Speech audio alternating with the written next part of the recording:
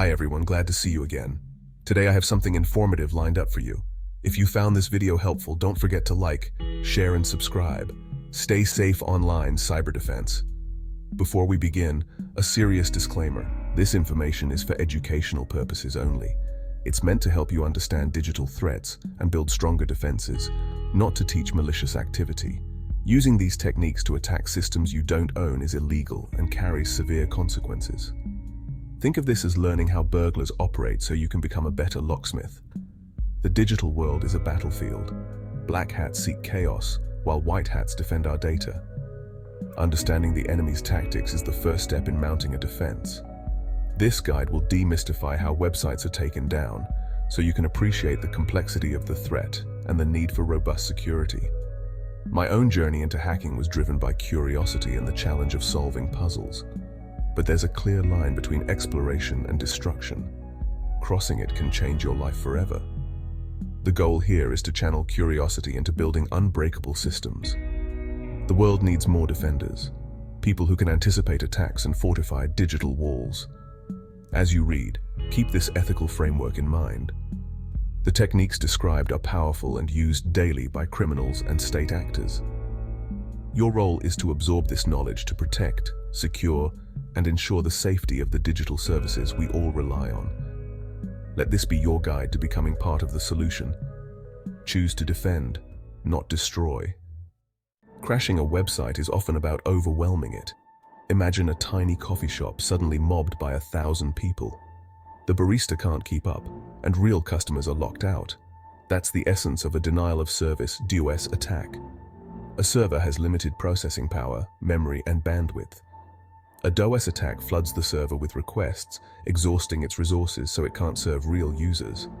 Some attacks fill the network's bandwidth. Others target the server's application logic with complex requests. The result? The website slows, then goes offline. But there's a more powerful version, distributed denial of service, DDoS. In a simple DOS, one computer attacks. In a DDoS, thousands or millions do all at once. It's like a mob storming the coffee shop from every direction. DDoS attacks are much harder to stop because the traffic comes from everywhere. The digital lights go out, and the site is unreachable. Understanding these attacks is crucial for building defenses. They're not about breaking in, they're about blocking everyone else out. The scale and coordination make DDoS a major threat to any online service. Recognizing the signs early is key to survival. A DDoS attack is carefully planned, not spontaneous. It starts with reconnaissance. Attackers study the target's IP address, server type, and network weaknesses. Next, they assemble an army, not with their own computer, but with a botnet of compromised devices. These can be anything online: computers, cameras, even smart fridges, all infected with malware. The attacker, or bot herder, controls this botnet through a command and control server. The bots lie dormant until the attack command is given. Most device owners have no idea their hardware is part of this digital army. When the signal comes, thousands or millions of bots bombard the target with traffic. Each bot's traffic is small, but together, it's a tidal wave. The server is overwhelmed, and the website collapses under the pressure. This is how a DDoS attack is unleashed.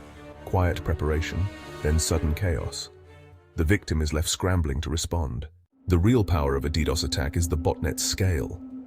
Hackers infect devices through phishing, exploiting vulnerabilities, or targeting weak passwords, especially on IoT devices. Once infected, a device becomes a zombie, secretly awaiting commands. Owners rarely notice. The malware is stealthy and resource-light. Botnets can grow for months, amassing thousands of zombies worldwide. Attack traffic comes from legitimate IPs, making it nearly impossible to block every source. The diversity in distribution make DDoS attacks so hard to stop. Massive botnets like Mirai have launched record-breaking attacks, overwhelming even major networks. Once activated, the botnet is a force of pure digital brute strength. Hackers maximize impact with minimal effort using amplification and reflection. Instead of attacking directly, they bounce traffic off third-party servers. In a reflection attack, the attacker spoofs the victim's IP and sends requests to public servers like DNS or NTP. The servers reply to the victim, not the attacker, flooding them with data. Amplification makes it worse. A tiny request can trigger a huge response, sometimes 70 times larger. By sending small forged requests to thousands of servers, attackers unleash a tsunami of data on the target. The attacker's own bandwidth is barely used, but the victim is overwhelmed. The attack appears to come from legitimate servers, hiding the real source. This makes defense and attribution extremely difficult. Even well-protected sites can be taken down by these amplified floods. Reflection and amplification are devastatingly effective. They turn small streams into unstoppable waves. The true attacker remains hidden in the chaos. Not all DDoS attacks are loud and obvious. Some are silent assassins. Application layer, Layer 7 attacks target the server's software, not its bandwidth. These attacks mimic real user behavior, sending requests that seem legitimate but are resource-intensive. A few well-placed requests can tie up the server's CPU and memory, making the site slow or unavailable. Traditional defenses often miss these low and slow attacks. Detecting them requires smarter systems, captures, behavioral analysis, and web application firewalls. Sometimes it's not about brute force, but exploiting a single weak point with precision. These attacks are subtle but just as deadly. Major DDoS attacks strike with shocking speed. A website can go from normal to offline in seconds. The bot herder issues the command and millions of devices attack instantly. Servers have finite resources, connection tables, CPU, memory, all can be maxed out in moments. Once full, the server can't accept new connections. The site is down. Admins scramble to diagnose the chaos. Is it hardware, a bug, or an attack? By the time they realize it's a DDoS, the damage is done. Every minute offline means lost revenue and reputation.